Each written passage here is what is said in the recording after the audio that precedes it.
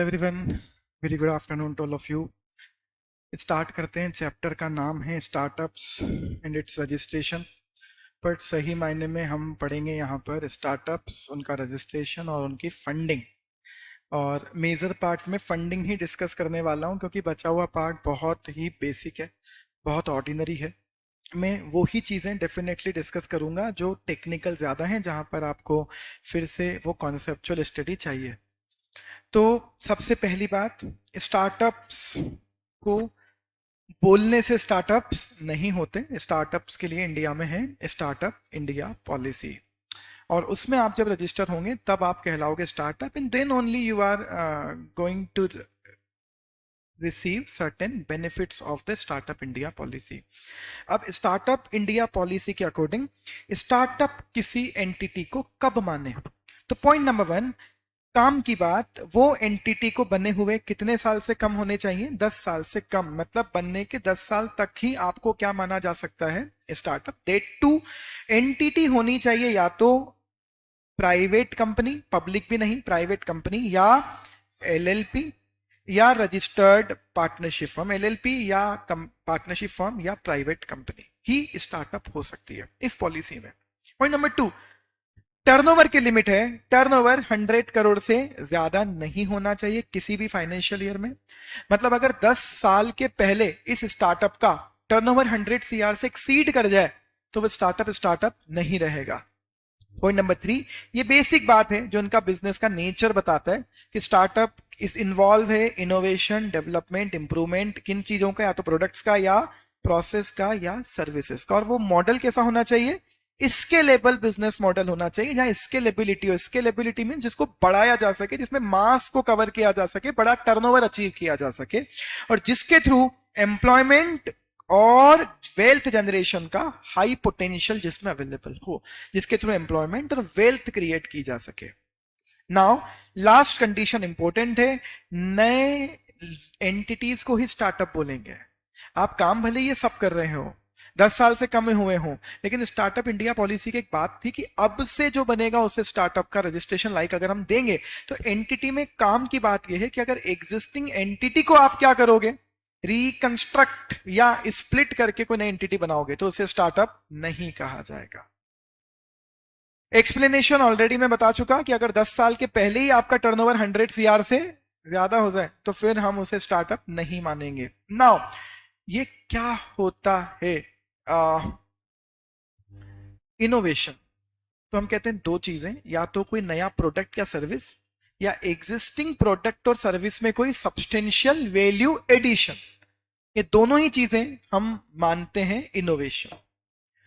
अब ये वाला पार्ट में नहीं पढ़ा रहा हूं 19 एक्शंस कि स्टार्टअप्स के लिए कौन कौन सी चीजें इंडिया में अवेलेबल हैं। 3 पार्ट में डिवाइडेड हैं, उनके लिए लॉ सिंप्लीफाई किए, कुछ सपोर्ट दिया, हैंड होल्डिंग सपोर्ट, कुछ हमने इंडस्ट्री को एजुकेशन से रिलेटेड, एकेडमिक से रिलेटेड सर्विसेज दी, हेल्प की, और कुछ इंक्यूबेशन से रिलेटेड। इंक्यूबेशन इस चैप्टर के लास्ट में जाके समझ में आता है। इंक्यूबेटर्स वो होते हैं जो हमको सपोर्ट करते हैं, हमें अर्ली स्टेज में हेल्प करते हैं। और लास्ट है फंडिंग से रिलेटेड और स्टार्टअप्स को मिलने वाले कुछ इंसेंटिव से related, mean funding as well as income tax के मेजर बेनिफिट्स।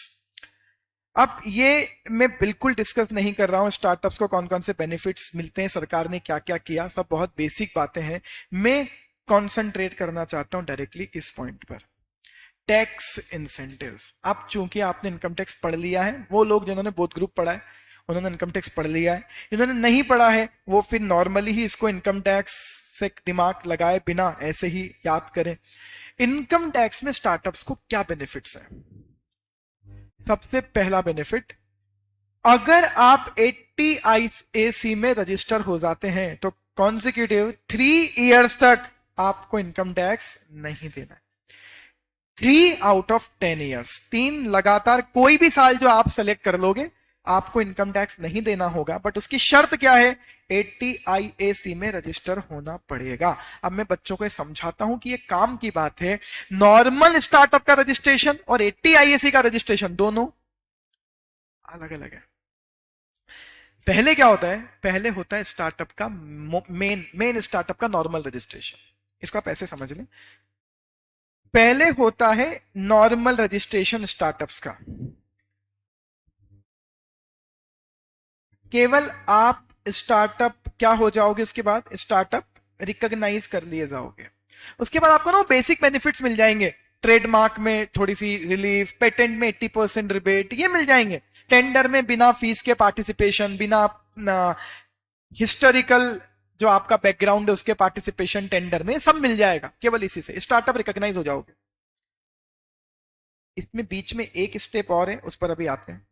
और लास्ट स्टेप है ATIAC। ये 3 स्टेजेस में रजिस्ट्रेशन होते हैं स्टार्टअप्स के, और ये वाला लास्ट रजिस्ट्रेशन है ATIAC का। ये फर्स्ट रजिस्ट्रेशन है, ये स्टार्टअप के रजिस्ट्रेशन की सेकंड स्टेज है, ये थर्ड स्टेज है। जरूरी नहीं फर्स्ट वाले को सेकंड और थर्ड में जाना है, लेकिन सेकंड और थर्ड में कहीं भी जाने के लिए पहले क्या चाहिए, फर्स्ट वाला रजिस्ट्रेशन। अब ये क्या है वो पढ़ते हैं। पहली बात, ATIAC 3 कॉन्जिक्यूटिव ईयर्स तक आपको क्या मिलेगा, टैक्स एग्जम्पशन। कंडीशन केवल एक है, इंटर मिनिस्ट्रियल बोर्ड आपको रिकॉग्नाइज करेगा। होना स्टार्टअप चाहिए, लेकिन इंटर मिनिस्ट्रियल बोर्ड आपको रिकॉग्नाइज करेगा। इतनी आसानी से रिकॉग्निशन नहीं देता है। मतलब आप ऐसा मानकर चलो, ऐसा मानकर चलो, अगर 100 स्टार्टअप्स इस फर्स्ट स्टेज में रजिस्टर्ड होते हैं ना, नहीं और भी कम, अगर आज तक 70-80 हजार स्टार्टअप रिकॉग्नाइज हुए ना फर्स्ट स्टेज में, तो हार्डली 500-700 स्टार्टअप्स को ही ये थर्ड स्टेज वाला रजिस्ट्रेशन मिला है। ये इतना रेयर है क्योंकि वो 3 साल तक, कॉन्जिक्यूटिव 3 इयर्स तक टैक्स एग्जम्पशन का प्रोविजन है। अब आगे आते हैं, तो इंटर मिनिस्ट्रियल बोर्ड से रजिस्ट्रेशन होना चाहिए और वो स्टार्टअप जैसे रिकॉग्नाइज होना चाहिए, स्टेप नंबर 1 में। नाउ आगे आते हैं, नेक्स्ट बात करते हैं। हाँ, बस एक कंडीशन है, ऑब्वियस है कि इंटर मिनिस्ट्रियल बोर्ड को अप्लाई करना पड़ेगा। 100% प्रॉफिट एग्जाम 3 साल। क्लासिफाई किस बेसिस पर करते हैं, आप हमारे सिलेबस के पॉइंट ऑफ व्यू से पूछ रहे हो तो कोई काम नहीं आएगा, लेकिन बेसिक अगर जानना चाहते हो केवल, तो उनका अल्टीमेट इंटेंशन होता है कि रियल इनोवेशन, साइंटिफिक चीजें, आईटी से रिलेटेड चीजें जो बहुत कुछ अलग कर रहे हो, बहुत ही इनोवेटिव हो, तो ही आपको रिकॉग्निशन दे रहे हैं। आगे ना, tax exemption on investment above fair market value, ये भी थोड़ा सा समझना पड़ेगा। अगर इंडिया में इनकम टैक्स में एक प्रोविजन है, देखो मैं टाइम ले रहा हूं यहां क्योंकि अब मुझे लगता है बहुत मेच्योर हो गई है आपकी मेंटेलिटी, अब वो हुई नहीं हुई आप जानते हो ज्यादा, बट अब आपने पूरा एग्जीक्यूटिव पढ़ लिया, बहुत चीजें आपको समझ में आती है, स्पेशली जिन्होंने बोथ ग्रुप पढ़ा और इनकम टैक्स पढ़ लिया। वो एक बात समझना, सब लोग सुनो बहुत बेसिक तरीके से, कि अगर इंडिया में कोई प्राइवेट कंपनी है और वो अपना शेयर इशू कर रही है जिसकी फेस वैल्यू है ₹10 और जिसकी fair market value, fair market value का मतलब होता है कि अपने शेयर का आपने क्या करवाया हो, वैल्यूएशन, और आपकी फेयर मार्केट वैल्यू सपोज करो शेयर की है ₹100, और कंपनी अगर ये शेयर इशू कर रही है 140 पर, तो मतलब हो क्या रहा है कि आप शेयर इशू कर रहे हो अपनी फेयर मार्केट वैल्यू से ज्यादा पर। तो डिफरेंस अमाउंट जो है, डिफरेंस कितना, 140 माइनस 40, ये ₹40 टैक्सेबल होगा। पता है किसके लिए, कंपनी के लिए। इनकम टैक्स वाले कहते हैं ये इनकम है, गिफ्ट है। अगर किसी भी कंपनी का शेयर फेस वैल्यू से ज्यादा पर इशू हो रहा है और फेयर मार्केट वैल्यू से ज्यादा पर इशू हो रहा है, तो फेयर मार्केट वैल्यू जितनी ज्यादा है, किससे, फेयर मार्केट वैल्यू से जितना ज्यादा क्या है, इश्यू प्राइस। बेसिक प्रोविजन है, अगर आप फेयर मार्केट वैल्यू से ज्यादा पर शेयर इशू करते हो, डिफरेंस अमाउंट पर आपको टैक्स लगेगा कंपनी को। आप सपोज करो कंपनी ने से 1 लाख शेयर इशू कर दिए, तो 40 लाख रुपए कंपनी की इनकम है और उस पर टैक्स लगेगा 30%, जो भी रेट से कंपनी को टैक्स लगता है। ये प्रोविजन स्टार्टअप्स पर एप्लीकेबल नहीं है। ₹40 का प्रीमियम नहीं हुआ हिमांशी, प्रीमियम तो 130 का हुआ है। प्रीमियम फेस वैल्यू से काउंट करते हो या फेयर मार्केट वैल्यू से, फेस वैल्यू से। फेयर मार्केट वैल्यू से ज्यादा जितना मिलेगा ना, वो सब इनकम। चलिए, ये प्रोविजन स्टार्टअप्स पर एप्लीकेबल ही नहीं है। मुझे बताओ ये डिसएडवांटेज है स्टार्टअप्स को या रिलैक्सेशन है? रिलैक्सेशन है कि आप फेयर मार्केट वैल्यू से कितने ज्यादा पर शेयर इशू करो, कोई टैक्सेबिलिटी नहीं आएगी। लेकिन कंडीशन केवल क्या है, कंडीशन है सेकंड स्टेज का रजिस्ट्रेशन। ये कौन से सेक्शन में लिखा है इनकम टैक्स में? 5627B में, सेक्शन 56 सबसेक्शन 2 क्लोज 7B। तो 5627B के लिए स्टेज 2 का रजिस्ट्रेशन होता है। मतलब पहले दिन स्टार्टअप होने से हमको सारे टैक्स बेनिफिट नहीं मिलते, नहीं मिलते। पहले आप नॉर्मल स्टार्टअप बनो, नॉर्मल बेनिफिट्स मिलेंगे, फिर ये वाला रिकॉग्निशन लेना है, ये वाला एडवांटेज चाहिए, सेकंड स्टेज का रिकॉग्निशन लो, फिर ये वाला एडवांटेज चाहिए, थर्ड स्टेज का रिकॉग्निशन लो। ये 1 बाय 1 कम होते जाते हैं। अगर ये 60,000 है तो ये 20,000 होंगे, तो ये 500-700 है, ऐसा। चलिए कहां लिखा है ये सब पढ़ लेते हैं। डीपीआईटी रिकॉग्नाइज्ड स्टार्टअप्स आर एग्जम्प्ट। ये सर डीपीआईटी मतलब क्या? Department for promotion of industrial and internal trade. वो ही स्टार्टअप को पहली स्टेज का रजिस्ट्रेशन देता है, वही उनकी पॉलिसी बनाता है। तो डीपीआईटी रिकॉग्नाइज्ड स्टार्टअप्स को 5627B से क्या किया हुआ है? एग्जम्प्ट। कब? कि अगर वो स्टार्टअप को कोई कंसिडरेशन मिल रहा है for issue of share which exceed the fair market value, उस पर उसको टैक्स नहीं लगेगा। कंडीशन केवल क्या है? सेकंड स्टेज का रजिस्ट्रेशन करवाना पड़ेगा, एक डिक्लेरेशन फाइल करना पड़ेगा डीपीआईआईटी को कि हम इस पैसे का क्या क्या यूज करेंगे, किस गलत जगह पर पैसा यूज नहीं करेंगे। बेसिक डिक्लेरेशन उनकी कंडीशन है। 5627B से एग्जाम्पशन की कंडीशन है। आपको सिलेबस में नहीं है इसलिए नहीं पढ़ा रहा। अगर नॉर्मली केवल सुनना चाहते हो तो यस, इतनी सी कंडीशन है वहां कि उस स्टार्टअप की कैपिटल और प्रीमियम 25 करोड़ रुपए से ज्यादा नहीं होना चाहिए, मतलब छोटा ही स्टार्टअप हो। और ये पैसा आप लैंड बिल्डिंग एक्सेट्रा में नहीं लगाओगे, मतलब रियल एस्टेट में नहीं चाहिए ना, बिजनेस में लगाओ ना, स्टार्टअप वाले बिजनेस में। लैंड बिल्डिंग मत बनाओ स्टार्टअप्स के लिए, एक बिजनेस में लगाओ, बिजनेस डेवलपमेंट के लिए। ये डिक्लेरेशन उनको देना पड़ता है ना। Next benefit, capital gain. जो जानते हैं उनको पता है कि जब को आप कोई असेट बेचते हो तो कैपिटल गेन होता है। उस असेट बेचकर जो कैपिटल गेन हुआ, अगर उसको एग्जम्प्ट करना चाहते हो तो कोई दूसरी असेट खरीद लो, ऐसे एग्जम्पशंस मिलती हैं। तो स्टार्टअप में एक बेनिफिट क्या है कि अगर आपको कोई एलटीसीजी हुआ है, लॉन्ग टर्म कैपिटल गेन, तो आप ये पैसा अगर कहां लगा दोगे? ऐसे फंड में जो सेंट्रल गवर्नमेंट द्वारा नोटिफाइड है। ये गवर्नमेंट द्वारा नोटिफाइड फंड कौन से हैं? जो एक्चुअली स्टार्टअप्स के लिए काम करते हैं। वहां अगर आप ये पैसा इन्वेस्ट कर दोगे तो आपका वो कैपिटल गेन जो हुआ है किसी असेट पर, वो क्या हो जाएगा? एग्जाम। बट ये कितने तक अवेलेबल है? 50 लाख तक। नेक्स्ट क्या है? हाँ बिल्कुल, ये वैसा ही है जैसे एनएचएआई के बॉन्ड होते हैं, रूरल इलेक्ट्रिफिकेशन कॉर्पोरेशन के बॉन्ड्स होते हैं, वैसे आप गवर्नमेंट के इन स्टार्टअप्स को फंडिंग करने वाले वेंचर गवर्नमेंट नोटिफाइड फंड में पैसा लगाओ, एग्जाम। 54GB क्या है? अगर आपको कोई कैपिटल गेन हुआ है अपना रेसिडेंशियल हाउस बेचकर या रेसिडेंशियल प्लॉट बेचकर, वो पैसा, वो कैपिटल गेन जो हुआ वो एग्जम्प्ट हो सकता है अगर आप ये पैसा कहां लगा दो? अपने किसी स्टार्टअप में। क्या है कंडीशन? केवल आपके उस स्टार्टअप में मिनिमम 50% शेयर होल्डिंग आपकी हो।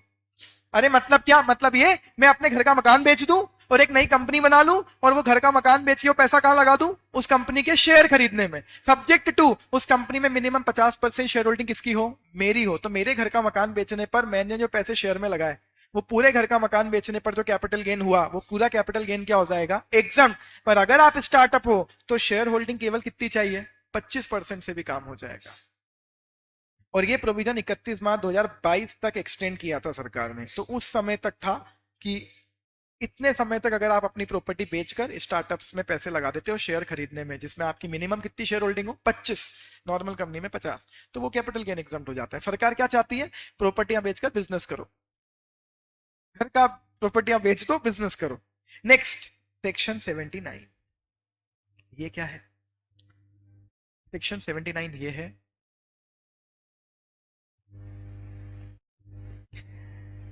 लॉस का कैरी फॉरवर्ड करने का एक प्रोविजन होता है। ये सारे प्रोविजन इनकम टैक्स के पढ़ा रहा हूँ। इतने सारे इनकम टैक्स में बेनिफिट्स अवेलेबल है। 3 साल तक income exam, fair market value से ज्यादा शेयर इशू करने पर भी टैक्सेबल नहीं, स्टार्टअप्स वाले फंड्स में पैसा लगा दो, या अपनी प्रॉपर्टियां बेचकर स्टार्टअप में शेयर्स खरीद लो, 25% शेयर होल्डिंग आपकी उसमें, या लास्ट। अब ये क्या बेनिफिट है, तब प्रोविजन क्या है वो समझ लो। तब तक मैं पढ़ाने में इंटरेस्टेड नहीं रहता था क्योंकि आपको इतना कुछ आता ही नहीं था। अब देखो हम यहाँ इस पार्ट पर पढ़ सकते हैं। सेक्शन 79 के पहले एक बात समझ लें, कैरी फॉरवर्ड करने के कुछ रूल्स होते हैं। कैरी फॉरवर्ड का मतलब क्या होता है कि अगर आपको 21-22 में क्या हुआ, लॉस, और 22-23 में अगर आपको क्या हुआ, तो इस प्रॉफिट में से वो लॉस सेट ऑफ कर दो, कैरी फॉरवर्ड होकर जो आया उसको सेट ऑफ कर दो। ये प्रोविजन होता है। अब नॉर्मल प्राइवेट कंपनी में क्या प्रोविजन होता है कि जिस साल का लॉस है उसके लास्ट डे, मतलब क्या, 31 मार्च 22, और जिस साल सेट ऑफ कर रहे हो उसके लास्ट डे, मतलब क्या, 31 मार्च 23। हाँ, तो ये क्या होता है कि अगर इस साल का लॉस आप इस साल क्या करना चाहते हो, सेट ऑफ, तो जिस साल का लॉस है उसके लास्ट डे और जिस साल का प्रॉफिट है जिससे सेट ऑफ कर रहे हो उसके last day minimum 51% share holding क्या होनी चाहिए, सेम। ये क्या है, ये है lifting of corporate veil. Otherwise company तो सेपरेट एंटिटी है। ए कंप एबीसी प्राइवेट लिमिटेड को ही लॉस हुआ था और ABC private limited he set of कर रही है। रूल तो ये होता है कि जिसको लॉस हुआ वही सेट ऑफ कर सकता है। हाँ, तो ये वही तो कंपनी है बोले, पर एक्चुअली हुआ क्या, मार्च 22 को एबीसी प्राइवेट लिमिटेड की शेयर होल्डिंग थी ए के पास 50%, बी के पास 30% और सी के पास 20%। लेकिन मार्च 23 में क्या हुआ कि ए अपनी शेयर होल्डिंग बेच गया, तो ए की जगह डी आ गया और बी और सी एज इट इज है। अब ये लोग इस लॉस को कैरी फॉरवर्ड नहीं कर पाएंगे। मिनिमम 51% शेयर होल्डिंग क्या होनी चाहिए, same. Minimum 51% share holding same हाथों में होनी चाहिए। कौन से सेम, लॉस होने वाले दिन, लॉस जिस साल हुआ उसके लास्ट डे और जिस साल कैरी फॉरवर्ड कर रहे हो उसके लास्ट डे, दोनों दिन शेयर होल्डिंग क्या होनी चाहिए, सेम। कितनी, 51%। ऑनर सेम हो, लिफ्टिंग ऑफ कॉर्पोरेट वेल हो गया। हमको क्यों पढ़ा रहे हो, आपको बस इसलिए पढ़ा रहा हूं कि सोचो स्टार्टअप को अगर ये प्रोविजन डालोगे तो स्टार्टअप को प्रॉफिट हुआ, स्टार्टअप को 16-17 में चालू हुआ था तो 16-17 में लॉस हुआ, और अभी 21-22 में स्टार्टअप को पहली बार जाके क्या हुआ, प्रॉफिट। अब ये वाला लॉस इस साल क्या करना चाहते हैं, सेट ऑफ। आप बताओ स्टार्टअप्स में तो इन 5 सालों में जाने कितनी फंडिंग आई होगी, जाने कितनी फंडिंग आई होगी, तो जाने कितनी शेयर होल्डिंग बेचारों की कम हो गई होगी। अरे फंड डाइल्यूटी तो होती है शेयर होल्डिंग, उनकी 51 सेम रह ही नहीं सकती इन 5 सालों के बाद। तो स्टार्टअप्स पर यह प्रोविजन एप्लीकेबल नहीं है। कैरी फॉरवर्ड करके सेट ऑफ करने का प्रोविजन, हाँ ना वंशिका, तभी तो आप बोल रहे हैं कि बेनिफिट क्या है। ये प्रोविजन स्टार्टअप पे नहीं लगता। स्टार्टअप को क्या प्रूव करना है, केवल आप देखो स्टार्टअप को क्या प्रूव करना है। दोनों में से एक भी कंडीशन पूरी हो जाए स्टार्टअप लॉस सेट ऑफ कर सकते हैं। कौन सी कंडीशन, 51% शेयर होल्डिंग या तो सेम रख ले, वो तो नॉर्मल भी है, पर स्टार्टअप को दूसरी कंडीशन फुलफिल करने पर भी सेट ऑफ मिल सकता है, 100% of the original share holder. A B C तीनों रहे, चाहे उनकी शेयर होल्डिंग क्या हो जाए, कम। 51 से भले ही 51 शेयर होल्डिंग सेम चाहिए ना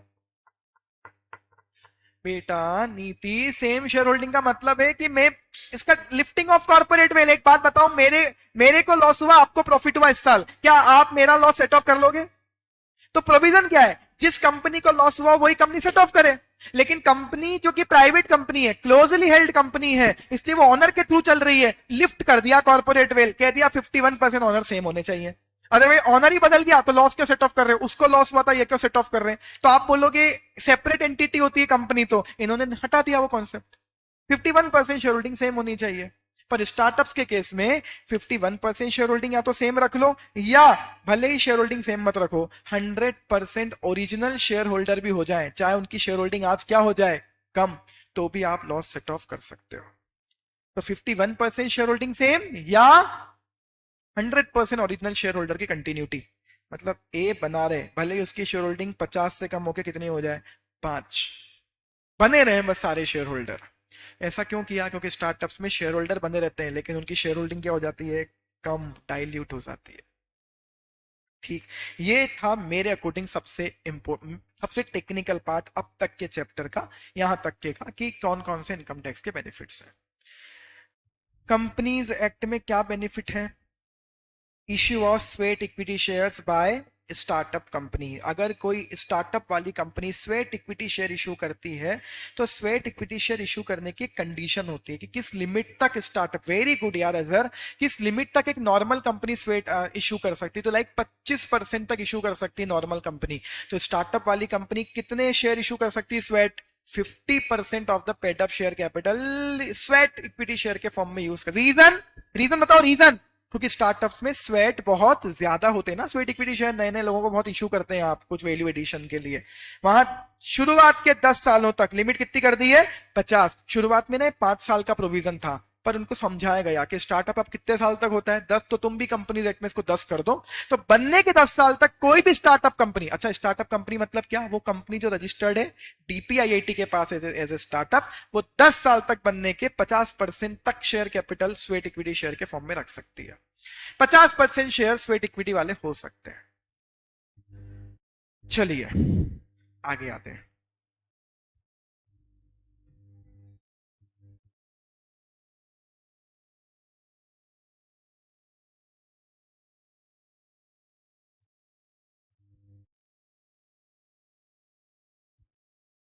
लास्ट टॉपिक, हाँ वंशिका जल्दी बोलो। लास्ट टॉपिक, फिर मैं फंडिंग वाले पार्ट पर आऊंगा डायरेक्टली। लास्ट टॉपिक है स्टार्टअप का रिकॉग्निशन कैसे होता है। जल्दी जल्दी जल्दी जल्दी जल्दी बोल, कल सुबह पनवेल जाना है। जल्दी बोल, बहुत सारा पढ़ाना है फंडिंग में। हाँ हाँ हाँ निशिका। जब उसके पहले बने हुए होने चाहिए, वो 10 साल तो आज भी चल रहे हैं, उसके पहले बना हुआ हो बस स्टार्टअप। ये देख, 1 अप्रैल 2022 के पहले बना हुआ हो। हाँ, अप्लाई तो आज भी कर सकता है वो 2022 वाला, उसके पहले बना हुआ हो बस, अप्लाई करने की टाइम नहीं, बनने की टाइम लिमिट। हाँ बढ़िया। चलिए स्टार्टअप का रजिस्ट्रेशन की प्रोसेस पढ़ते हैं, बहुत ही आसान। स्टार्टअप रजिस्ट्रेशन के लिए आपको एक फॉर्म सबमिट करना है, जो कि इस वेब पोर्टल पर भी मिल जाएगा, startupindia.gov.in पर, या आप मोबाइल ऐप के थ्रू भी अप्लाई कर सकते हैं। क्या क्या रिक्वायर्ड होता है स्टार्टअप के रजिस्ट्रेशन में? मेनली तो अगर कंपनी या एलएलपी है तो सर्टिफिकेट ऑफ इनकॉर्पोरेशन, और पार्टनरशिप फॉर्म है तो रजिस्ट्रेशन सर्टिफिकेट। और सबसे इंपॉर्टेंट बात क्या है आपके स्टार्टअप के बारे में? राइट अप, किस नेचर का बिजनेस है, किस चीज का काम कर रहे हो, क्या प्रोडक्ट है, क्या सर्विस है, एम्प्लॉयमेंट जनरेट कर पाओगे क्या, वेल्थ, अरे आपने बोला था ना employment generation, wealth creation, innovation होना चाहिए, तो स्टार्टअप तो ये आपको प्रूव करना पड़ेगा ना कि आप इनोवेटिव काम कर रहे हो, वेल्थ जनरेट कर पाओगे, एम्प्लॉयमेंट जनरेट कर पाओगे, तो इस बारे में राइट अप लिख के देना पड़ता है, सब लिख कर देना पड़ता है आपके स्टार्टअप के बारे में। अगर डीपीआईआईटी चाहती है आपसे कुछ और इन्फॉर्मेशन कॉल कर सकती है, सब ठीक हुआ तो या तो रिकॉग्नाइज कर देगा आपको एज ए स्टार्टअप, या आपकी एप्लीकेशन को कर दिया जाएगा रिजेक्ट। ना, दो चीजें फाउंडर्स के लिए, पहले तो सर्टिफिकेट सबमिट करो इनकॉर्पोरेशन का, और दूसरा एक्सप्लेन करो ये वही बात कि how you are generating the wealth, how you are creating the employment, how you are involve in the innovation, ये सब बताना पड़ता है। ये हुआ पहला, ये पहली स्टेप का रजिस्ट्रेशन, डीपीआईआईटी का basic startup registration.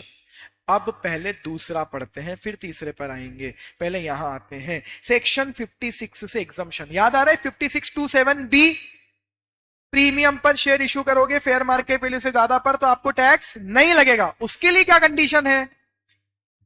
DPIIT recognise होना चाहिए, और फिर आपको फॉर्म 2 भरकर, बड़ा था ऊपर, एक फॉर्म भरकर एक डिक्लेरेशन, एक तो डीपीआईआईटी रजिस्टर्ड हो, प्लस आपको ये वाले एग्जाम्शन के लिए क्या सबमिट करना पड़ेगा गवर्नमेंट के पास? एक डिक्लेरेशन। और उस डिक्लेरेशन में पता है क्या बताना है? उस डिक्लेरेशन में ये बताना है, क्या? ये कि आपकी share capital plus premium 25 crore रुपए से ज्यादा नहीं है। अभी अभी थोड़ी देर पहले बोला था मैंने, किन लोगों को ये 5627B से एग्जाम्शन है। तो आपको डीपीआईटी रिकॉग्नाइज होना चाहिए, पहला रजिस्ट्रेशन होना चाहिए, प्लस डिक्लेरेशन फाइल करना है। डिक्लेरेशन उस बात का ही है जो कंडीशन है। क्या बात का डिक्लेरेशन है? कि सर हमारी 25 करोड़ से ज्यादा की कैपिटल और प्रीमियम नहीं है। और दूसरी कंडीशन, हम इनमें से कहीं भी पैसे नहीं लगाएंगे। कहां पैसे नहीं लगाएंगे? लैंड, बिल्डिंग, लोन या एडवांस देने में, दूसरी कंपनियों के शेयर खरीदने में, शेयर सिक्योरिटीज खरीदने में, मोटर व्हीकल, एयरक्राफ्ट, ज्वेलरी। बताओ सब क्यों मना कर दिया? अरे बोले इससे थोड़ी स्टार्टअप चलता है, फंडिंग आई है तो बिजनेस में लगाना, यहां नहीं लगाओगे। पर मुझे एक बात बताओ, क्या मोटर व्हीकल में लगा सकता हूं? हाँ, अगर मोटर व्हीकल वाला ही बिजनेस है, if the business is for the purpose of plying, hiring या लीजिंग या as a stock in trade, वो तो हो ही सकता है। यस, एक स्टार्टअप जो ऊपर लिखी हुई कंडीशन फुलफिल करे, वो डिक्लेरेशन फाइल कर दे फॉर्म 2 में, DIPP को। बस ये हो गया ना, तो आपको 5627 बी से क्या मिल जाएगी? एग्जम्पशन। अब तीसरा, तीसरा तो आप भी जानते हो क्या है, बताओ तीसरा क्या है? इंटर मिनिस्ट्रियल बोर्ड से 80 IAC वाला टैक्स बेनिफिट। ज्वेलरी में भी क्यों करोगे? उसके लिए भी क्या करना है? उसके लिए ये कंडीशन फुलफिल करनी जरूरी है। पहली कंडीशन क्या? मजेदार बात देखो क्या, रिकॉग्नाइज स्टार्टअप होना चाहिए, मतलब स्टेज नंबर 1 वाला रिकॉग्निशन। दूसरी कंडीशन पढ़कर डिफरेंस बताओ जल्दी से, कौन गायब है? क्या गायब है? Partnership firm. केवल LLP और कंपनी को ही थर्ड वाला रजिस्ट्रेशन मिल सकता है, थर्ड स्टेज वाला। पार्टनरशिप फर्म के लिए अवेलेबल ही नहीं है। स्टार्टअप कब का बना हो? 2016 के बाद का, पर 2022, 1 अप्रैल 2022 के पहले। मतलब लास्ट डेट क्या है उस स्टार्टअप के बनने की? 31 मार्च 2022। सारे टैक्स एग्जम्पशन से नहीं किया है, केवल स्टार्टअप वाले 80 IAC वाले एग्जम्पशन से बाहर किया है पार्टनरशिप को। अब क्या पता लिखना भूल गए या क्या हुआ, बाकी है नहीं, लिटरल इंटरप्रिटेशन ये होता है कि जो लिखा है रूल वही बनेगा। और लास्ट कंडीशन क्या? टर्नओवर किसी भी साल में 100 करोड़ से, ये तो नॉर्मल है, यही लोग 80 IAC के लिए अप्लाई कर सकते हैं। इंटर मिनिस्ट्रियल बोर्ड में कौन बैठे हुए हैं? तीनों भारी भरकम लोग। DPIIT का एक व्यक्ति ज्वाइंट सेक्रेटरी, एक डिपार्टमेंट ऑफ बायोटेक्नोलॉजी का रिप्रेजेंटेटिव, एक department of science and technology का representative. Department of science and technology, department of biotechnology और DPIIT, ये तीन डिपार्टमेंट को मिलकर बनाए बोर्ड, इसीलिए क्या बोलते हैं? Inter ministerial board. और यही आपको 80 IAC का रजिस्ट्रेशन देगा। अगर आप ये कंडीशन फुलफिल कर रहे हैं, स्टार्टअप रिकॉग्नाइज्ड है, तो आप 80 IAC के लिए अप्लाई कर सकते हैं। आपकी एप्लीकेशन एक्सेप्ट भी हो सकती है, रिजेक्ट भी हो सकती है, उस पर आपका कोई हक नहीं है, पर रजिस्ट्रेशन ऐसे ही मिलेगा। तो तीनों रजिस्ट्रेशन पढ़ा लिए मैंने आपको। नॉर्मल स्टार्टअप का रजिस्ट्रेशन पहली बार, 5627B के लिए इनकम टैक्स के लिए रजिस्ट्रेशन, और 80 IAC के लिए इनकम टैक्स का रजिस्ट्रेशन। आगे आते हैं, अब बात करते हैं स्टार्टअप्स की फंडिंग की। मेरे लिए तो असली टॉपिक अब स्टार्ट है, स्टार्टअप्स की फंडिंग। सबसे मजेदार यही है।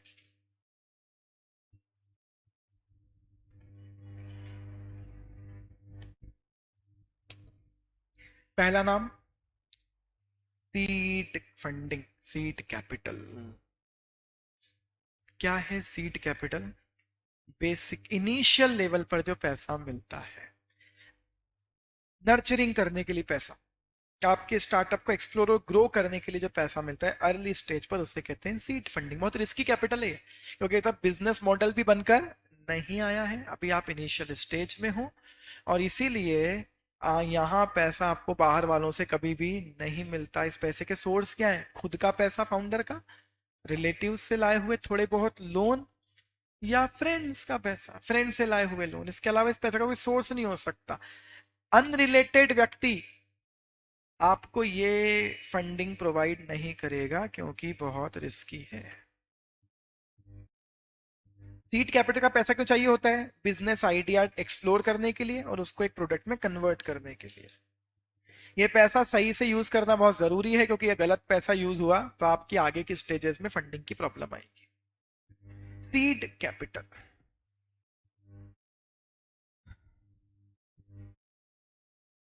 ब्रिज राउंड बाद में पढ़ेंगे। अब बात करते हैं वेंचर कैपिटलिस्ट के द्वारा मिला हुआ पैसा। वेंचर कैपिटलिस्ट पैसे देने वाले का नाम है, जो पैसा मिल रहा है उसका क्या नाम है? Venture capital. और रतन टाटा वेंचर कैपिटलिस्ट है। रतन टाटा जो स्टार्टअप को फंडिंग के लिए पैसा दे रहे हैं, दैट इज वेंचर कैपिटल। ये पैसा किसके फॉर्म में आता है जनरली? इक्विटी के फॉर्म। आप किसी आउटसाइडर को ऑनर बना रहे हो, शेयर होल्डिंग दे रहे हो, किसे कहते हैं? Private equity. क्या कहोगे प्राइवेट इक्विटी को? एक ऑल्टरनेटिव इन्वेस्टमेंट क्लास है जिसमें वो कैपिटल है जो कि पब्लिकली लिस्टेड नहीं है। ये प्राइवेट डील के थ्रू, देखो क्या हो रहा है, किसी अनरिलेटेड अननोन व्यक्ति को शेयर्स इश्यू करना, वो भी स्टॉक एक्सचेंज के थ्रू नहीं, प्राइवेटली, उसे कहते हैं प्राइवेट इक्विटी। ये वो लोग हैं, वो फंड हैं, वो इन्वेस्टर हैं जो डायरेक्टली प्राइवेट कंपनीज में इन्वेस्ट करते हैं, प्राइवेटली इन्वेस्ट करते हैं, स्टार्टअप्स में इन्वेस्ट करते हैं।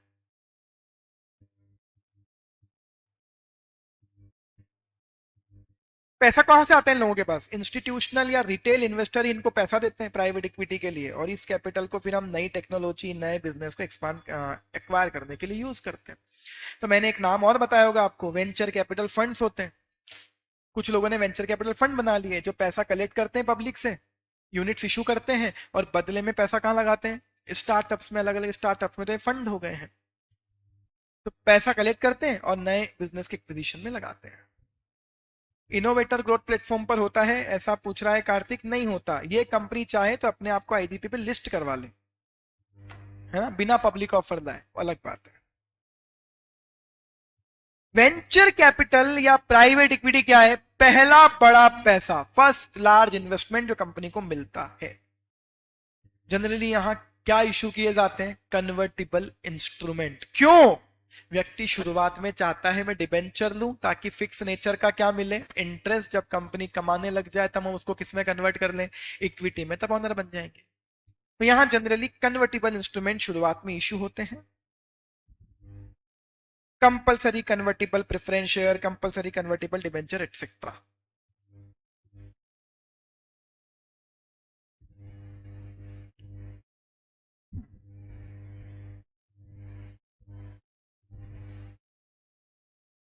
क्या यहाँ भी बकायदा डॉक्यूमेंटेशन, एग्रीमेंट, एक्सेट्रा सब होते होंगे? हाँ, अभी हम आगे बात करेंगे कि इस फंडिंग के लिए पूरा डॉक्यूमेंटेशन होता है। बकायदा इन्वेस्टर आपकी आकर क्या करेगा?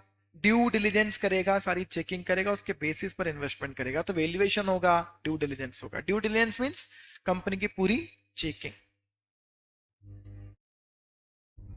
अब प्राइवेट इक्विटी की फंडिंग की प्रोसीजर क्या होती है? आपको इन्वेस्टर मिल गया जो आपके यहां पैसा लगाने में इंटरेस्टेड है। अब फंडिंग की प्रोसीजर क्या? सबसे पहले इन्वेस्टर और स्टार्टअप के बीच में एक बेसिक अंडरस्टैंडिंग के लिए एग्रीमेंट होता है, जिसे क्या कहते हैं? MOU, कि हम आपके यहां पैसा लगाने में इंटरेस्टेड हैं इन इन कंडीशंस पर।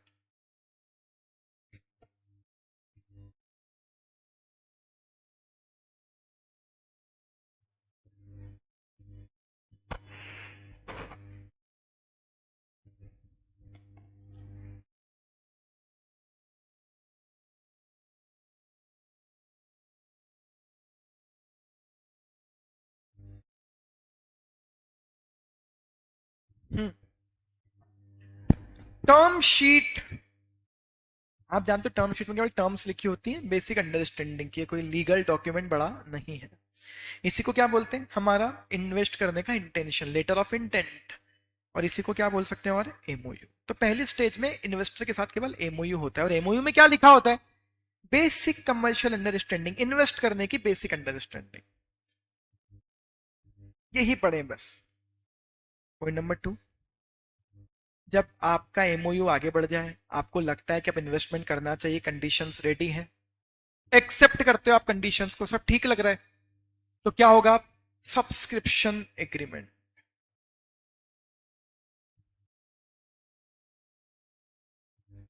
सब्सक्रिप्शन एग्रीमेंट, यहां क्या लिखा होता है? हम आपके इतने शेयर या इतने डिबेंचर इतनी प्राइस पर खरीदने के लिए रेडी हैं। उसके पहले बकायदा कंपनी का क्या हो चुका है? वैल्यूएशन। इधर लिखा होता है कि हम इन्वेस्ट करने के पहले और इन्वेस्ट करने के बाद कौन कौन सी कंडीशंस आपसे फुलफिल करवाना चाहते हैं। देखो, MOU हुआ। अब ना MOU के बाद दो काम बिल्कुल होंगे। एक तो कंपनी का क्या होगा? ड्यू डिलिजेंस और एक कंपनी का क्या होगा, वैल्यूएशन। वैल्यूएशन के बेसिस पर डिसाइड होगा आप सब्सक्रिप्शन एग्रीमेंट में कि we are ready to subscribe the for the so and so shares of your company and this price, हम इतने इतने शेयर इस प्राइस पर खरीदने के लिए रेडी हैं।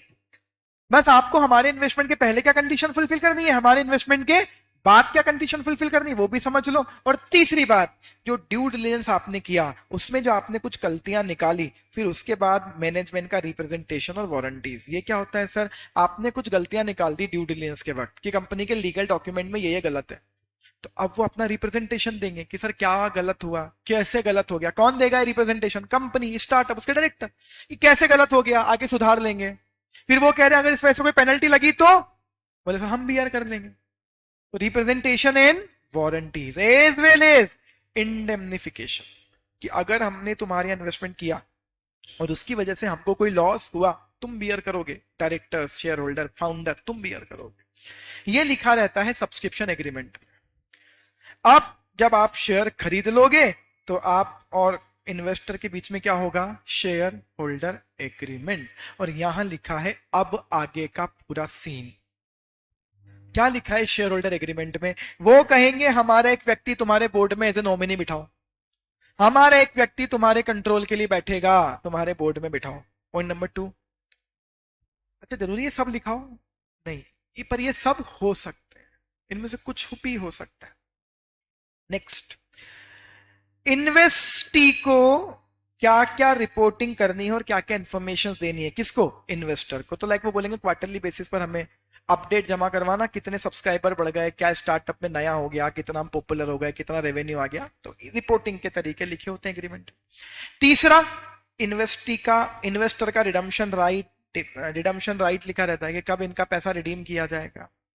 और अब ढेरों तरह के राइट्स लिखे होते हैं इस एग्रीमेंट में। Preemption right, right of first refusal या राइट ऑफ फर्स्ट ऑफर का यही मतलब है किसी को भी शेयर इशू करो नए को, उसके पहले हमसे पूछना। टैग अलोंग और ड्रैग अलोंग आप समझते हो, टैग अलोंग और ड्रैग अलोंग राइट, वो जाएंगे तो वो आपसे ये चाहते हैं कि नए इन्वेस्टर आए तो हमारे शेयर भी बिकवा देना, या अगर आप कहीं अपनी कंपनी बेचकर चले जाओ तुम फाउंडर, तो हमारा क्या होगा, तो हमारे भी शेयर बिकवाना, तब तक तुम अपने नहीं बेच पाओगे। फिर लिखा रहता है लॉक इन पीरियड कि इन्वेस्टर एक लिमिट के पहले ये शेयर नहीं बेच सकते, इन्वेस्टर और प्रमोटर दोनों के lock in. Put and call option का मतलब क्या होता है, पुट ऑप्शन होता है इन्वेस्टर के पास कि वो कब आगे आकर बेच सकता है, और कॉल ऑप्शन किसके पास होता है, स्टार्टअप के पास, कि वो कब आपसे बोल सकती है कि शेयर दो, पैसे ले जाओ, निकलो बाहर। Call and put option. Affirmative voting rights, investor आपसे कहला लेता है पहले कि ये रिजोल्यूशन जिस दिन मीटिंग में आए तुमको पॉजिटिव वोटिंग ही करनी है, इसके अगेंस्ट में वोट नहीं कर सकते। या एंटी डाइल्यूशन प्रोविजन कि तुम फाउंडर कभी भी अपनी शेयर होल्डिंग 50% से कम नहीं करोगे। क्यों ऐसा, हमने तुम्हें देखकर ही पैसा दिया है। तो इस तरह के कंडीशंस हो सकती हैं। फिर क्या लिखा रहता है शेयर होल्डर एग्रीमेंट में, एग्जिट ऑप्शंस, कि अगर इन्वेस्टर लाइक 5 साल के लिए आया था, 5 साल का लॉक इन था, लेकिन अगर लाइक 5 साल बाद जाना चाहता है या 3 साल बाद जाना चाहता है तो कैसे जाएगा, एग्जिट ऑप्शंस क्या होंगे। एग्जिट ऑप्शन क्या होंगे लॉक इन पीरियड के बाद। ये सब कहां लिखा है, शेयर होल्डर एग्रीमेंट में। वापस से पहले क्या होगा, एमओयू जिसमें लिखी है बेसिक अंडरस्टैंडिंग, फिर क्या होगा, सब्सक्रिप्शन एग्रीमेंट जिसमें ये लिखा है कितने, जिसके पहले वैल्यूएशन हो चुका, ड्यू डिलिजेंस हो चुका, इसमें लिखा है कि इतने पैसे के बदले में कितने हमें शेयर्स चाहिए, आपको हमारे इन्वेस्टमेंट करने के पहले, इन्वेस्टमेंट के बाद में कौन कौन सी कंडीशन फुलफिल करनी है, और आपसे लिए जाने वाली कुछ वारंटीज और रिप्रेजेंटेशन, ये होंगी किसके पहले, एग्रीमेंट के पहले, सब्सक्रिप्शन एग्रीमेंट में ये कहानी है। फिर फाइनली जब वो खरीद चुका होगा, शेयर होल्डर एग्रीमेंट, उसमें लिखी हुई है ये 5 चीजें, ये हो सकती है। तो पहला है एमओयू, दूसरा है सब्सक्रिप्शन एग्रीमेंट, तीसरा है शेयर होल्डर एग्रीमेंट। चौथी स्टेप क्या, अब कंपनी लॉ याद करो, प्राइवेट प्लेसमेंट की प्रोसेस फॉलो करनी पड़ेगी, सिक्योरिटी इश्यू करके करोगे, PAS 3 file, letter of return of allotment, अब ये प्रोसेस फॉलो करो, filing of necessary E forms with ROC, ROC को फॉर्म फाइल करो like PAS 3। Next, share holder ने अगर कहा था कि एओए ऑल्टर करो, जैसे कि सबसे पॉपुलर, अगर शेयर होल्डर ने कहा है नए इन्वेस्टर ने कि आर्टिकल को एंट्रेंच करवाओ ताकि माइनॉरिटी के बिना आप उसे ऑल्टर नहीं कर पाओ, तो एंट्रेंचमेंट का प्रोविजन जो हुआ उसको ऑल्टर करो, आर्टिकल में ऑल्टरेशन करना पड़ेगा। और लास्ट, अब केवल क्या करना है, जो आपने कंडीशन उनकी एक्सेप्ट की थी कि इन्वेस्टमेंट के बाद आपको कौन कौन सी कंडीशन फुलफिल करनी है, अब रेगुलरली वो कंडीशन फुलफिल करते रहो। ये होती है फंडिंग की प्रोसेसर, जो सबसे ज्यादा इंटरेस्टिंग है। ये है फंडिंग की प्रोसेसर। बीसीज, प्राइवेट इक्विटी, ये तो बहुत पॉपुलर नाम है, इनसे फंडिंग लाना एक अपने आप में अलग है, और इनकी फंडिंग की प्रोसेसर अपने आप में अलग है ना।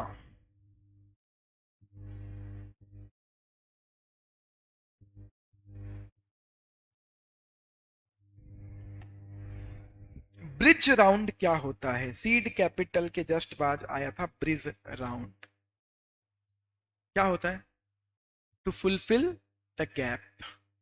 आपको एक बड़ी फंडिंग मिलने वाली है 6 महीने बाद, लेकिन आपके पास तो पैसा अभी ही खत्म हो गया, तो आपको परमानेंट कोई फंडिंग नहीं चाहिए, आपको इस 5-6 महीने के दौरान के लिए फंडिंग चाहिए। इसको बहुत बढ़िया अंशिका इंटरिम फाइनेंसिंग राउंड भी बोल सकते हैं। तो कंपनी को एक लार्ज फंडिंग मिलने वाली है, पर अभी पैसे की जरूरत आ गई, तो लार्ज फंडिंग तो अभी नहीं चाहिए, उस गैप के दौरान हमारा काम चल जाए, इस चीज के लिए फंडिंग चाहिए। इसको क्या बोला जाता है? Bridge round. किससे ला पाएगी ये पैसा, आप बताओ, किससे ला पाती होगी ये पैसा? एग्जिस्टिंग इन्वेस्टर्स से। बहुत रेयर होगा कि नए इन्वेस्टर ये पैसा दें, पर जनरली पैसा एग्जिस्टिंग इन्वेस्टर से ही आ जाता है कि सर पैसे कम पड़ गए, 6 महीने बाद बड़ी फंडिंग आएगी, अभी इतना पैसा और दे दो, बदले में इतने शेयर और ले लो। ये है ब्रिज राउंड। तभी समझ में आएगा सब जब पहले पढ़ा हुआ है।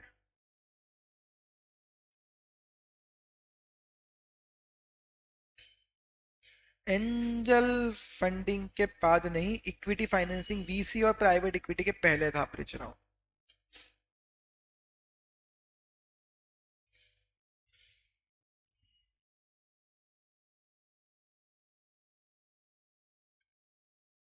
पहला क्वेश्चन इंपॉर्टेंट, वेंचर कैपिटल या प्राइवेट इक्विटी का कॉन्सेप्ट।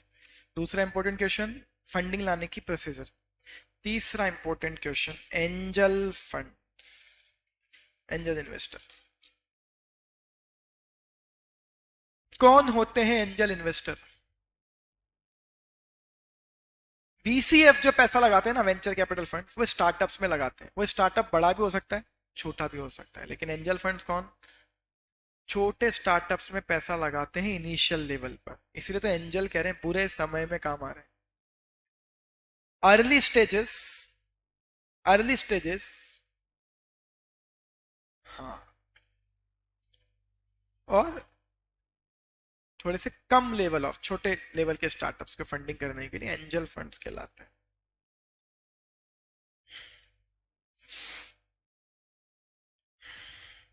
सेबी बीच में क्यों आ गया? क्योंकि एंजल फंड नाम कहां से आया?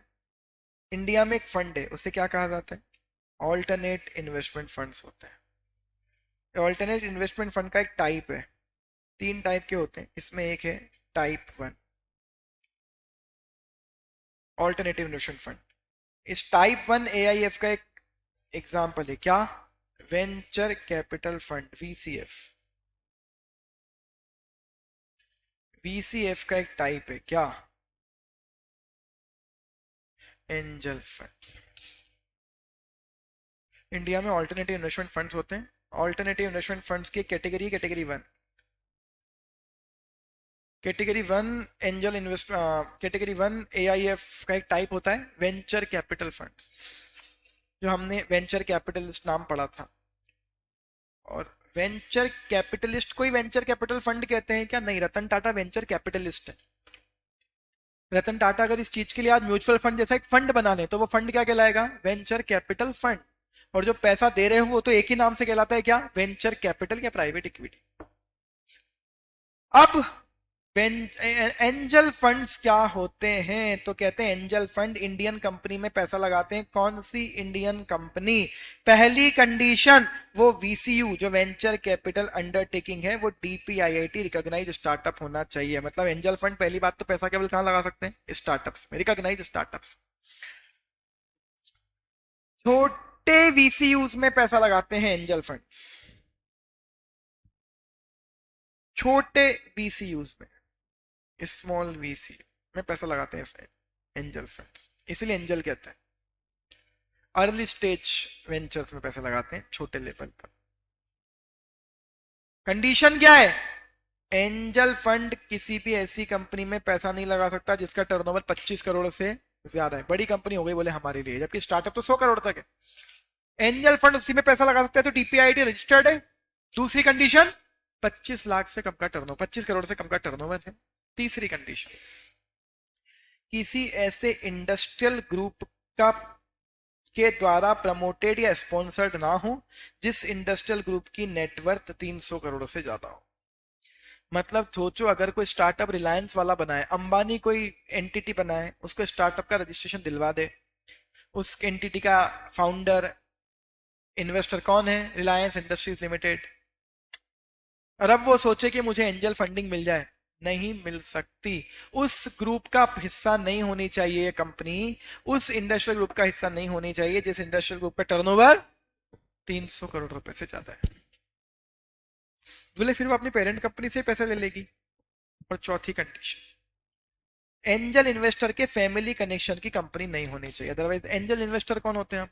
एंजल फंड में पैसा लगाने वाले लोगों को कहा जाता है एंजल इन्वेस्टर। एंजल फंड में पैसा लगाने वालों को कहा जाता है एंजल इन्वेस्टर। तो ये कंपनी जिसमें स्टार्टअप्स में, जिन स्टार्टअप में पैसा लगाया जा रहा है, वो किसी भी एंजल इन्वेस्टर के फैमिली कनेक्शन की कंपनी नहीं होनी चाहिए। ऐसा क्यों? फिर वो एंजल इन्वेस्टर एंजल फंड में पैसा देंगे और ट्राई करेंगे कि वो एंजल फंड पैसा कहाँ लगाए? हमारे रिलेटिव के स्टार्टअप्स। तो कोई भी ऐसी जगह पैसा नहीं लगा सकते जो एंजल फंड के फैमिली कनेक्शन की कंपनी हो। एंजल फंड की दूसरी कंडीशन, एंजल फंड मिनिमम पैसा कितना इन्वेस्ट कर सकता है? 25 लाख। और मैक्सिमम पैसा कितना इन्वेस्ट कर सकता है? 10 करोड़। एंजल फंड उसी स्टार्टअप में पैसा लगा सकता है जिसका टर्नओवर 25 करोड़ से कम है, लेकिन पैसा मिनिमम कितना लगाना है? Minimum 25 lakh, maximum 10 crore. और पैसा जो लगाओगे उसका लॉक इन रहेगा मिनिमम 1 साल का लॉक इन। लॉक इन की मैक्सिमम कोई लिमिट नहीं है, लॉक इन मिनिमम 1 साल का चाहिए। और स्टार्टअप फंडिंग कितनी कर सकता है? एंजल फंड स्टार्टअप को कितनी फंडिंग कर सकता है? 25 लाख से लेकर 10 करोड़ तक।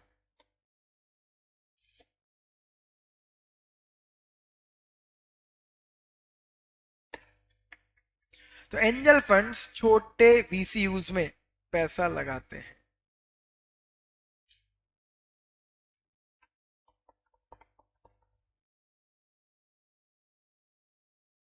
डाउट है?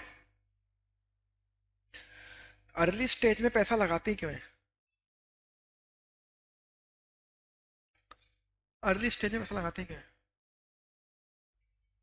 हाँ, एक से ज्यादा इन्वेस्टर पैसा लगा सकते हैं स्टार्टअप में। हाँ, कई स्टार्टअप में 10-10 इन्वेस्टर है बाहर के। हाँ, क्वेश्चन ये है अर्ली स्टेज में पैसा लगाते ही क्यों है यार? जस्ट वेट एंड वॉच, अच्छा चल जाएगा तब लगाना। फिर उनका वैल्यूएशन क्या हो जाएगा? हायर। फायदा उठाने तो क्या करो? अभी वैल्यूएशन क्या चल रहा है कंपनी का? कम, क्योंकि कंपनी अभी स्टेब्लिश नहीं हुई है, तो अभी पैसे लगा दो। बाद में जाके हमें बहुत अच्छा खासा क्या हो सकता है? Capital gain, profit. लगा सकते हो, लगाना चाहिए, अर्ली स्टेज में पैसे लगा सकते हैं। बहुत बढ़िया। अब नेक्स्ट बात करते हैं फंडिंग की सीरीज, सीरीज फंडिंग।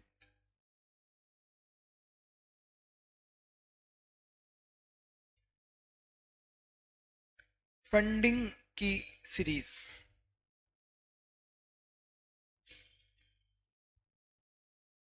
बताओ सीरीज फंडिंग क्या होती है? एक बार जब आपको पहली बार प्राइवेट इक्विटी के थ्रू पैसा मिला,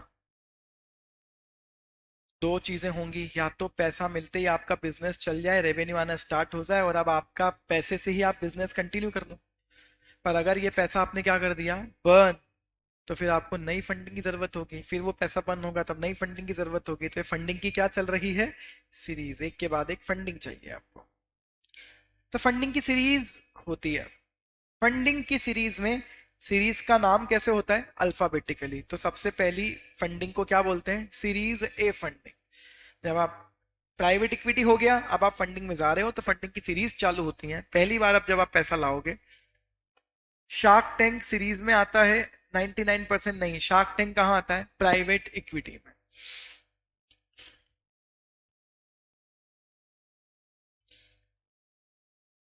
सीरीज ए फंडिंग, सबसे पहली सीरीज फंडिंग का नाम होता है सीरीज ए फंडिंग। जोमेटो ऐसी सीरीज जे तक पहुंच चुकी थी आईपीओ लाने के पहले। सीरीज ए फंडिंग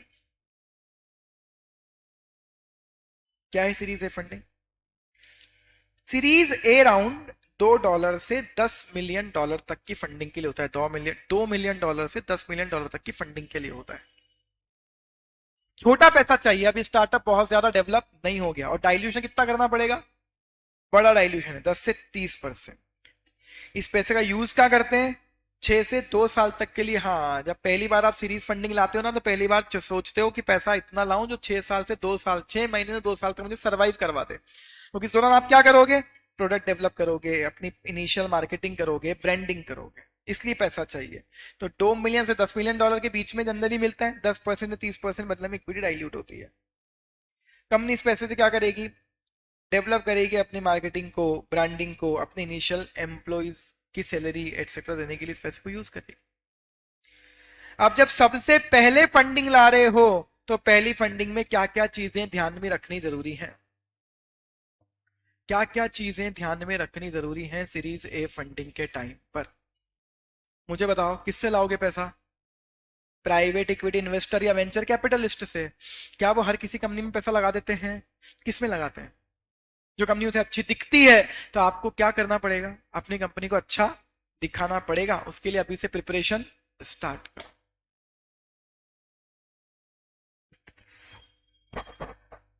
ट्राई करो रेवेन्यू जनरेट हो जाए, प्रोडक्ट बन पाए, आइडिया डेवलप हो जाए, बिजनेस मॉडल स्टेबल हो जाए। तो B series A ready, series A के लिए रेडी रहे। पॉइंट नंबर 2, अभी ऊपर आपने फंडिंग की प्रोसीजर पढ़ी। क्या फंडिंग टाइम टेकिंग प्रोसेस है? पहले तो इन्वेस्टर को ढूंढना और उसके बाद paper formality. It takes around 6 to 7 months।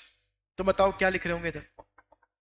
Funding मांगना 6-7 महीने पहले से चालू कर दें, तब जाकर आपको पैसा मिल पाएगा। It takes time. तो स्टार्ट अर्ली, टाइमलाइन के बारे में रियलिस्टिक रहें। 7 से 8 महीने लगते हैं किसी फंडिंग की डील को क्लोज करने में।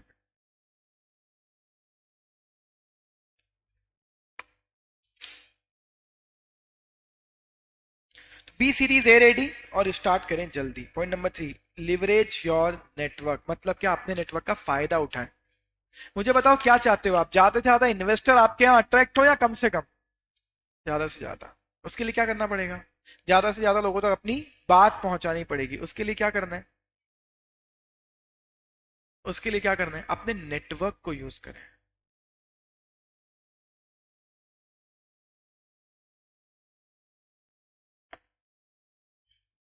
Leverage your network. अपने लोगों को बोलना स्टार्ट करें कि हम फंडिंग ढूंढ रहे हैं। उनसे बोलो, आप भी आगे बोलो कि हम फंडिंग ढूंढ रहे हैं, तो ज्यादा से ज्यादा लोगों तक आपकी बात पहुंचे, तो आप ज्यादा से ज्यादा इन्वेस्टर तक पहुंच पाओ। नेक्स्ट, जब इतना कुछ करोगे तो आपके पास फंडिंग के लिए बहुत सारे ऑप्शंस होंगे कि बहुत सारे लोग हमें पैसा देने के लिए रेडी हैं। इन सबके साथ आपकी क्या होगी? मीटिंग। सबको अपना पीपीटी प्रेजेंटेशन दोगे, आप अपना पिच डेक बताओगे। सब नाम बताए मैंने आपको, सबको अपना मॉडल वॉडल सब बताओगे। तो बताओ पहले किन लोगों से स्टार्ट करूं, जिन जो प्रायोरिटी में है आपकी या जो प्रायोरिटी में नहीं है? तो उन लोगों से प्रैक्टिस स्टार्ट करें जो प्रायोरिटी में नहीं है, ताकि जो आपकी प्रायोरिटी वाले इन्वेस्टर हैं उन तक आप लास्ट में पहुंचो। तब तक आप सीख जाओगे कि क्या क्या गलतियां नहीं करनी चाहिए। Practice the pitch. दूसरे फाउंडरों से बात करो, लो प्रायोरिटी इन्वेस्टर के साथ पहले मिलो। वो आपसे इस तरह के क्वेश्चंस पूछेंगे जिससे आपको समझ में आएगा इन्वेस्टर क्या क्या पूछता है, तो आपकी आगे आने वाली पिच क्या हो जाएंगी? इंप्रूव हो जाएंगी। नेक्स्ट, इन सबके थ्रू कुछ ऐसा काम करो कि मार्केट में मोमेंटम क्रिएट हो जाए, that you are looking for funding. तो फंड रेजिंग मोमेंटम क्रिएट करो। अगर आपने इन सब चीजों को मैनेज कर लिया ना, जो ज्यादा से ज्यादा इन्वेस्टर आपको मिल पाएंगे। तो सीरीज ए के लिए रेडी रहो, उसके लिए प्रॉपर डॉक्यूमेंटेशन। सीरीज ए के लिए रेडी रहने का, सीरीज ए के लिए रेडी रहे मतलब क्या, इन्वेस्टर जो एक कंपनी में ढूंढता है वो कर लें, पेपर रेडी कर लें, डॉक्यूमेंटेशन रेडी कर लें, ड्यू डिलिजेंस के लिए रेडी रहे, मॉडल बना लें अच्छा खासा। ये दूसरा दूसरा काम क्या करें, दूसरा काम करो कि आप अब थोड़ा जल्दी स्टार्ट करो। It takes around time of 7 to 8 month, तो उतना पहले स्टार्ट करो ताकि जब पैसे की जरूरत हो तब तक फंडिंग क्लोज हो जाए। तीसरा क्या करें, तीसरा करें अपने नेटवर्क का ज्यादा से ज्यादा यूज करें। चौथा अपनी प्रैक्टिस पिच को प्रैक्टिस करें। पांचवा फंड रेजिंग का मोमेंटम क्रिएट करें। हाँ, next, what is this, know the standard market practice. What is this, what is this, know the standard market practice. पता पड़ा वो आपको डिबेंचर इशू कर रहे हैं, इंटरेस्ट भी ले रहे हैं, कन्वर्टिबल भी रख रहे हैं, 10% के बदले में 1 करोड़ रुपए दे रहे हैं और 10% शेयर होल्डिंग ले रहे हैं, फिर कह रहे हैं डिबेंचर भी दो, इंटरेस्ट भी हायर दो। अब आपको समझ नहीं आ रहा पैसा लूं या नहीं लूं, आपको कैसे पता कि ये सही कंडीशन ले रहा है या नहीं दे रहा? क्या करो, जिन लोगों ने फंडिंग रेस कर ली है उन लोगों से पूछो, मार्केट की स्टैंडर्ड प्रैक्टिस जानो कि स्टार्टअप के फंडर, स्टार्टअप के फाइनेंसर किन शर्तों पर पैसा देते हैं। ऐसा ना हो आपको कुछ इन्वेस्टर फ्रेंडली कंडीशन पर पैसा दे दिया जाए तो आपकी कंपनी को नुकसान हो जाए। मार्केट प्रैक्टिस जान लो कि मार्केट में पैसा किन शर्तों पे मिलता है। नेक्स्ट, और अच्छा काम क्या करो, जितनी ज्यादा सही हो पाए डील टर्म को अपने फेवर में ले आओ। इन्वेस्टर फ्रेंडली की जगह स्टार्टअप फ्रेंडली कंडीशंस लगवा सकते हो, अपनी बार्गेनिंग कैपेसिटी तो लगवाओ, सही टर्म्स पर सही कंडीशंस पर डील कंफर्म करो। इन्वेस्टमेंट की, फंडिंग की डील सही शर्तों पर एक्सेप्ट होनी चाहिए, सो get the deal terms right. Next क्या है, इन सब कामों को करने के लिए, इतने डॉक्यूमेंटेशन के लिए, लीगल लैंग्वेज पढ़ने के लिए, इन चीजों में आपके साथ कोई फ्रॉड ना कर दे, प्राइवेट प्लेसमेंट की प्रोसीजर फॉलो करनी है, इन सब के लिए क्या करें, कंपनी सेक्रेटरी इंगेज करें अपने साथ। Next, paper work in place. क्या आपको पता है अभी प्रोसेस स्टार्ट होते ही क्या होगी आपकी ड्यू डिलिजेंस, तो क्या करें, सब बुक्स, रिकॉर्ड्स, डॉक्यूमेंट्स पूरे टू द पॉइंट रखें, अपडेटेड रखें। और लास्ट, जितना सोचा है कि 2 साल में पैसा कितना काम आएगा,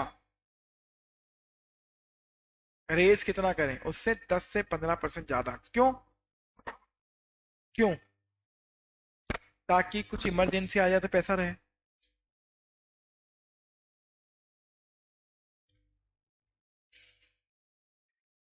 हर बार छोटे छोटे पैसे के लिए थोड़ी फंडिंग लाने दौड़ोगे, तो कुछ इमरजेंसी आ जाए उसके लिए मेरा पैसा अवेलेबल हो, नई फंडिंग में टाइम लग जाए उसके लिए मेरे पास पैसा अवेलेबल हो, इसलिए raise 10 to 15% more which you have planned. ये है सीरीज ए के टाइम पर ध्यान रखी जाने वाली चीजें। सेकंड फंडिंग में भी टाइम लगेगा, 10 से 15% पैसे पहले करना है। अब आज के लिए लास्ट डिस्कशन, आगे कंटिन्यू करेंगे कल। आगे के लिए last discussion, being a company secretary in practice, अपने स्टार्टअप्स को क्या सजेस्ट करोगे? आपके पास 3 फ्रेंड्स आए हैं, तीनों कह रहे हैं हमको साथ में मिलकर बिजनेस चालू करना है, क्या चीजें ध्यान में रखें उन स्टार्टअप्स वालों के लिए? सबसे पहली चीज ध्यान में रखें कि लीगल स्ट्रक्चर वही चूज करें आपके स्टार्टअप के लिए जो आपके लिए सुटेबल हो। सुटेबल लीगल स्ट्रक्चर मतलब क्या, अरे कि पार्टनरशिप फर्म बनाए या कंपनी बनाए, एलएलपी बनाए, बोले वो स्ट्रक्चर बनाओ जो आपके लिए सुटेबल है। पॉइंट नंबर 2, पॉइंट नंबर 2, जितने भी रजिस्ट्रेशन और लाइसेंस लेने होते हैं सब ले लो, पेनल्टी एक्सेट्रा ना लगे, अदरवाइज ड्यू डिलिजेंस में सब पकड़ा जाएगा। तो जितने भी रजिस्ट्रेशन और लाइसेंसेस हैं आपको सब लेना चाहिए ताकि कोई नॉन कंप्लायंस ना हो। तीसरा, पॉइंट नंबर 3, ये सबसे बड़ी गलती होती है, 3 लोगों ने साथ में ज्वाइन किया था, तीनों ने 33 अपनी शेयर होल्डिंग रख ली। क्या गलत हो रहा है, जो जितना एफर्ट डाल रहा है, जितने पैसे डाल रहा है, उतना ही पैसा, उतना ही उसको होल्डिंग दो। तो फाउंडर की इक्विटी को स्प्लिट और वेस्टिंग कैसे करें? किसी रैशनल के बेसिस पर, रैशनैलिटी के साथ, किसी लॉजिक के अकॉर्डिंग उसको स्प्लिट करें, ना कि इक्वल। नेक्स्ट, थर्ड पार्टी के साथ जितने भी एग्रीमेंट करो उसमें लिखो कि वो आपका बिजनेस मॉडल किसी के साथ शेयर नहीं करेंगे। कॉन्फिडेंशियलिटी एग्रीमेंट बिल्कुल साइन कर दें थर्ड पार्टी के साथ। चौथा, अपने आईपीआर का क्या करवा लें?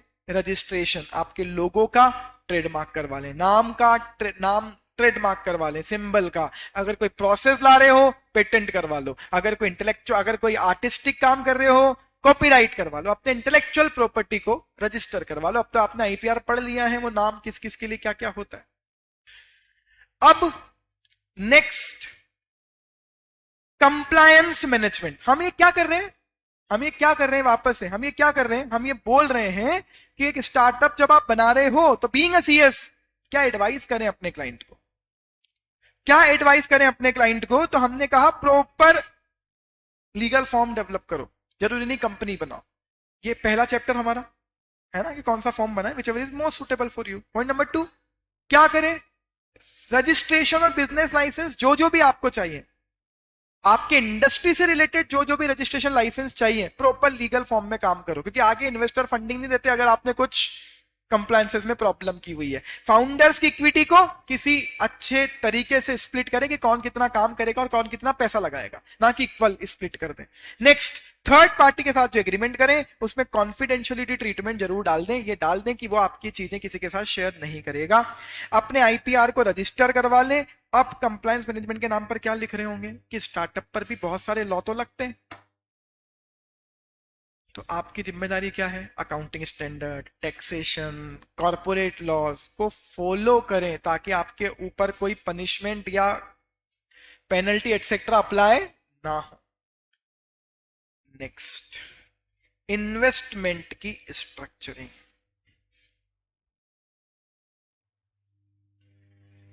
मतलब क्या? जब किसी से पैसा लाओ, वही प्राइवेट इक्विटी एटसेट्रा, तो पैसा लाएं तो बदले में डेट इशू करें या इक्विटी या प्रेफरेंस? बोले डिपेंड कि वो आप जो पैसा ला रहे हो आप अपनी ओनरशिप डाइल्यूट करना चाहते हो या नहीं, या किन शर्तों पे वो पैसा दे रहे हैं। तो इसमें सबसे अच्छी बात तो क्या है? Engage again, engage a company secretary, engage a legal advisor जो आपको एडवाइस कर पाए कि इन्वेस्टमेंट की स्ट्रक्चरिंग कैसी रखनी चाहिए। पॉइंट नंबर 9 तो रिपीट हो गया, बचा आप केवल पॉइंट नंबर 8 है। आपको अगर अपने एम्प्लॉयज को रोकना है, स्टार्टअप में सबसे बड़ी प्रॉब्लम क्या होती है? एम्प्लॉयज जाते हैं। अगर रोकना है आपको टैलेंट पूल को अपने पास, तो क्या करें? उन्हें इक्विटी शेयर्स इशू करें, ईसॉप का प्लान लाकर, सो दैट वो sense of belongingness and ownership feel करें और आपकी कंपनी में लॉन्गर टर्म तक के लिए बने रहे, तो टैलेंट आपके पास रहेगा। तो ये बातें हैं जो कि स्टार्टअप को ध्यान रखनी चाहिए। अब केवल बहुत छोटे छोटे से 2-3 टॉपिक बचे हैं, मेजरली तो ये क्राउड फंडिंग और इनक्यूबेटर वाला कॉन्सेप्ट, और फिर एक लास्ट कॉन्सेप्ट और मुझे आपको पढ़ाना है, स्टार्टअप्स की लाइफ साइकिल। ये दोनों डिस्कस करते हैं कल, या अभी 7-8 मिनट है, जो जो कवर हो जाए वो तो कर दूं। दो चीजें पढ़कर खत्म ही करते हैं, अभी टाइम है। क्राउड फंडिंग क्या होता है?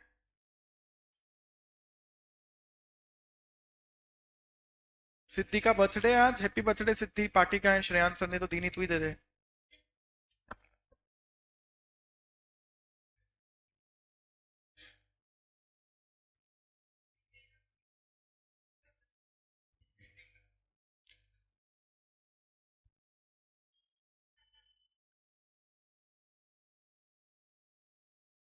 क्राउड फंडिंग, देखो ये तो क्या ही पढ़ाऊं, डेट फाइनेंसिंग, बाहर से भी पैसा ला सकते हो, सीजीटी स्कीम है एक।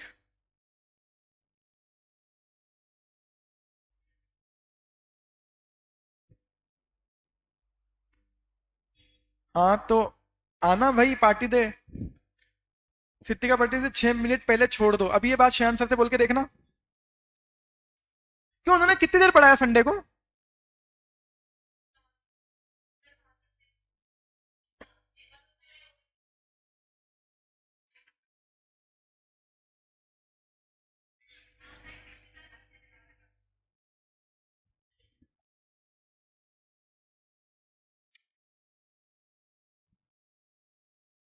क्राउड फंडिंग का कॉन्सेप्ट क्या है?